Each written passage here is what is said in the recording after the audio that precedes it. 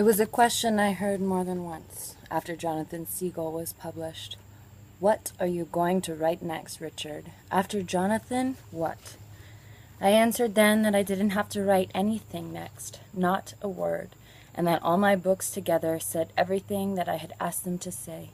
Having starved for a while, the car repossessed, and that sort of thing, it was fun not to have to work to midnights.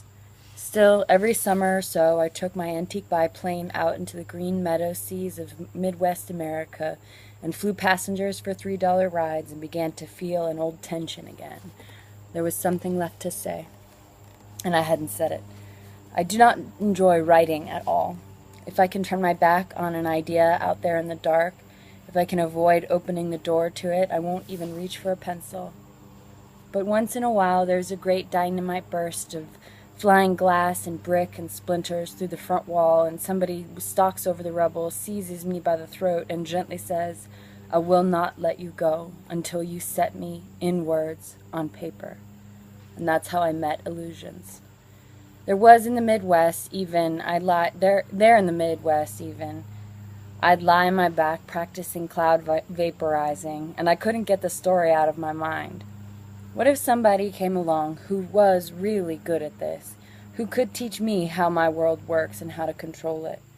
What if I could meet a super advanced, what if a Siddhartha or a Jesus came into our time with the power over the illusions of the world because he knew the reality behind them? And what if I could meet him in person? If he were flying a biplane and landed on the same meadow with me, what would he say? What would he be like? Maybe he wouldn't be like a messiah on the oil-streaked, glass-stained pages of my journal. Maybe he wouldn't say anything this book says. But then again, the things this one told me, that we magnetize into our lives whatever we hold in our thoughts, for instance. If that is true, then somehow I have brought myself to this moment for a reason, and so have you. Perhaps it is no coincidence that you're holding this book.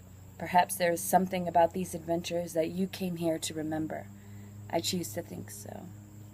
And I choose to think my Messiah is perched out there on some other dimension, not fiction at all, watching us both and laughing for the fun of happening just the way we've planned it to be.